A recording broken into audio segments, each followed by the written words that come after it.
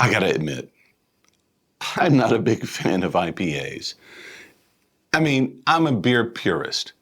If your beer is going to be extreme or overly hopped or overly citrus, I'll probably leave it on the shelf. But today we're going to drink and review a fantastic IPA from 13 Stripes. I've been to 13 Stripes before. It's in Taylor, South Carolina. If you ever get a chance, go there. But we're going to find out what makes this beer tick. And we're going to do it on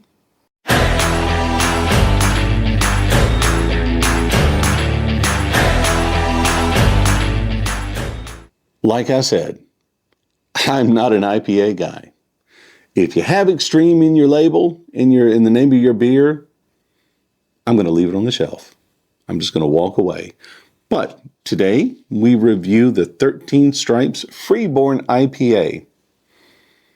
I got to tell you, this one is a great beer. I've actually had it at the 13 Stripes Brewery, and it was a hot day, and when I had it, it was fantastic. It does have a citrusy flavor. It does have a very hop presence to it, but to be quite honest, it isn't bad. So we're going to be cracking on with the review here in just a few seconds, but I did want to mention a couple of things here. I did want to mention the beer review logbook. Very handy little book here. I can't say enough about it. It's fantastic. Gives you plenty of space to write your reviews whenever you go to a venue like 13 Stripes. It covers the 5 categories, like the aroma, the appearance, the flavor, the mouthfeel, and the overall impression. $9 off of Amazon. You can't beat it. So if you can find it, great. Go to Amazon, have them send it to you. They'll deliver.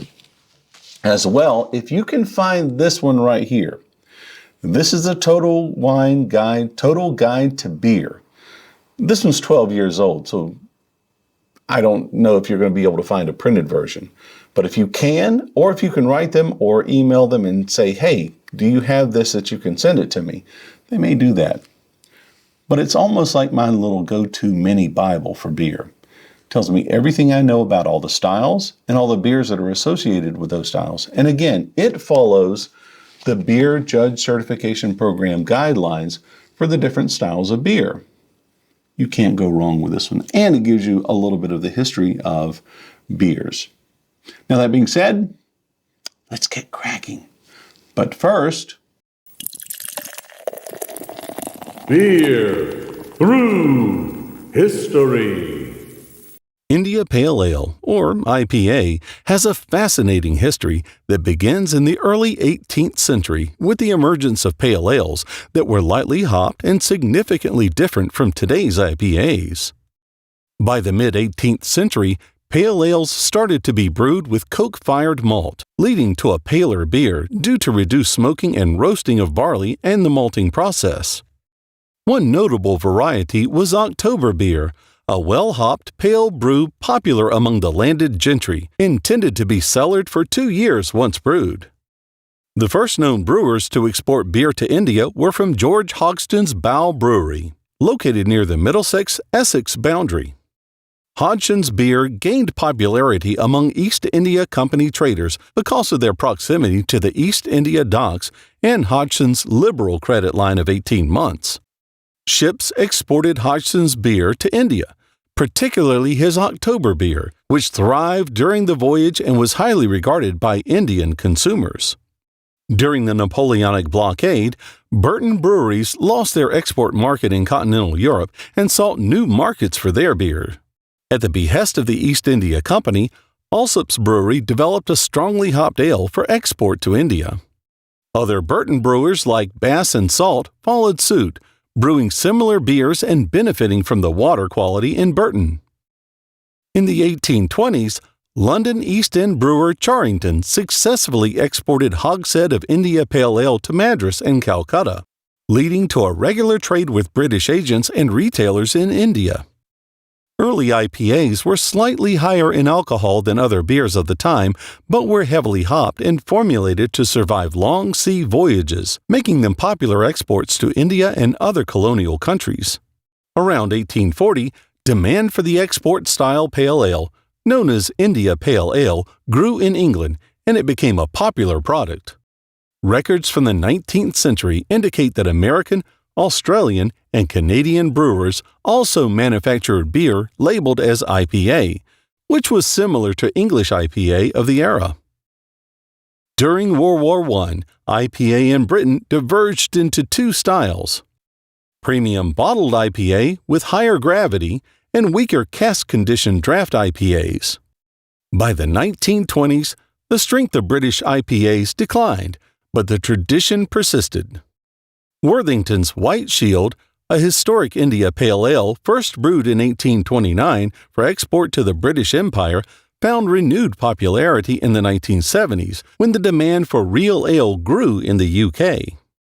In the late 20th century, the craft beer revolution in the United States played a significant role in popularizing IPA styles. American brewers sought out old beer styles like Ballantine IPA, and the intense flavors and aromas of American hops were well suited for IPAs. The popularity of IPA spread across the United States and then the world, with over 40% of craft beer brewed in the U.S. classified as IPA.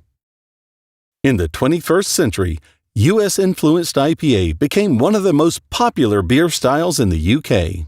Craft brewers worldwide, from Australia to Scandinavia, now create new IPA beers, often inspired by the American take on the style, but with regional twists of their own.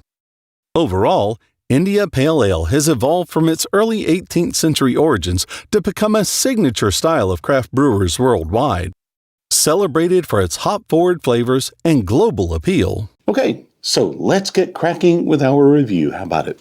Again, today we're doing the 13 Stripes Freeborn IPA. The specs of the beer will follow this review here. But we're going to open this. It's a 1-pint can, and you can buy it at pretty much anywhere where they have the 13 Stripes. I got this at Lowe's Foods. You can get it from their venue right there at 13 Stripes. Let's see what it tastes like, see what it smells like, see what it feels like. Ooh, I love that crack right there. I'm gonna pour it in the glass just a little bit slowly. I'm gonna pour it in, I'm gonna make it glass proud at that particular moment. Now it's a pint, so I'm using my wheat glass. And look at that, isn't that beautiful? Can't beat that. Let's start with the first category, the appearance. They did say it was going to be hazy, and yes, it is very, very hazy. Cloudy, like if you poured milk in a beer. Ooh, that's a bad thought. But not a lot of bubbles. Wonderfully mixed. It's just absolutely beautiful. The bubbles are medium-sized to large. It doesn't look like they're going to go down anytime soon. I wonder what kind of Brussels lace it's going to have. Remember, Brussels lace is the beer foam that runs around the edge, and it kind of stays there. It kind of looks like lace. I'm going to go ahead and fill the rest of it. Nice creamy white head. Or shall I say white head, not creamy. Let's do the aroma. Very grapefruity, very citrusy, very much blood orange tangerine mixed with the grapefruit. Lovely smell. Okay, let's taste it. Now, we already know that it's going to be an India Pale Ale, so it's going to have that citrus flavor to it. It's going to have that, like I said, grapefruit or tangerine or some sort of citrus like that. It could be a blood orange. It could be just about any other citrus. Let's taste it.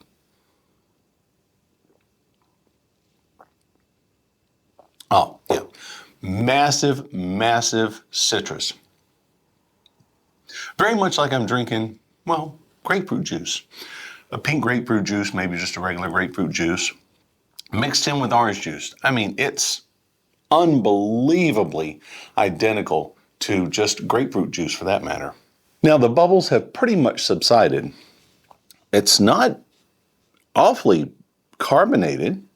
Naturally, I didn't expect an India Pale Ale to be that carbonated, but it's got some to it. I'm tasting a little bit of floral, kind of on the back end, a little bit of floral bite to it. Not bad. Definitely something that you would drink on a hot summer day, especially in Greenville, in Taylor's. Again, this comes from Taylor's, South Carolina. Yeah, I'm not tasting anything else other than just pure citrusy grapefruit flavor. It's very good. If you're into IPAs, this is going to be a great one. It's not double IPA. It's not extreme IPA. It does have a good hop flavor to it. I will go into the specs in just a bit, talking about the types of hops that they do use and how they use those hops. And that's going to be very important based on the fact that the India Pale Ale, as we heard earlier, historically was brewed in a certain way. The inclusion of those hops and when made a big difference, and it made a big difference in the longevity. Okay, so let's look at the mouthfeel. Carbonation inside. It's not cloyingly sweet. It's not overwhelming. It's not dry. It's kind of on the medium range. The bubbles quickly subside. Any carbonation left is quickly gone. What would be really good on this one is if you had something to kind of swirl around, get rid of some of that carbonation, and then were able to drink it after that. I just don't have anything to do it with. But I do believe it would bring out a lot more of the characteristic of the hops and of the overall flavor if you did get rid of some of the carbonation. Now, when they pour it out of the tap, you're not going to have as much. So that's always a good thing. I've actually had this out of the tap, and it's pretty good. Yes. Now, overall impression, that's our next category. I would say yes, it is very much on point with the style. I like my beers to be on target. I like them to be fully in that style. So yes, I do believe it's going to be right there on the style. Okay. I would drink it, yes, if it was hot, I would drink it, especially in the spring and in the fall. These two times I believe would be exceptional. The summertime, it might be a slight bit heavy, but if it's hot outside and it's really cold, the beer's really cold, I think you would enjoy it. Overall impression, yeah, I'm not a big IPA guy. I'm just not. But I would drink this. I've gone to 13 Stripes and ordered a nice pint of it myself. But other than that, I would definitely recommend it. And now, here are the beer specs. 13 Stripes Brewery is a hidden gem on the site of the historic Taylor's Mill in Taylor, South Carolina. With its rich history, warm ambiance, and delectable craft beers, this brewery has become a favorite among locals and visitors alike. Taylor's Mill Printworks and Bleachery, originally constructed in 1924, played a crucial role in the textile industry, contributing significantly to the region's economic growth. As a regional textile manufacturing facility, it bustled with the labor of hard-working individuals, producing a wide range of fabrics. The name 13 Stripes carries historic significance, paying homage to the original 13 colonies that paved the way for American independence. The interior motif greets you with patriotic frescoes and paintings. The brewery takes pride in using high-quality, locally sourced ingredients to create a diverse range of flavors that cater to all palates. From smooth lagers and hoppy IPAs to rich stouts and refreshing ales, the brewery offers a variety of choices that don't leave you wanting. The brewers also experiment with seasonal brews, incorporating unique ingredients to celebrate the changing flavors of each season. Freeborn IPA is a South Carolina hazy, New England-style IPA with 6.4% alcohol by volume. Brewed and dry hopped with loads of Citra, Centennial, Euconaut, and Liberty hops, and a blend of regional grains from local Riverbend Malt and Carolina Malt House. The flavors and aroma of citrus and tropical fruit take over in this hazy IPA. Expect a full face of tropical fruit and citrus aromas and flavors. So folks, that's our review today. I hope you enjoyed it. I enjoyed it bringing it to you. And I do want to say thank you for being with us. Subscribe, hit the notification bell for the next video, as well hit that like button. That helps the team and I know what kind of content to bring you next. And if you have a suggestion, leave it down in the comments. We'd like to hear from you. If you have a beer you want to suggest us try or review, please tell us. If we can find it, and I think we can, we want to hear about it. Now with that said, sláinte, prost, chin chin, kanpai, salud, and of course, cheers. Lovely.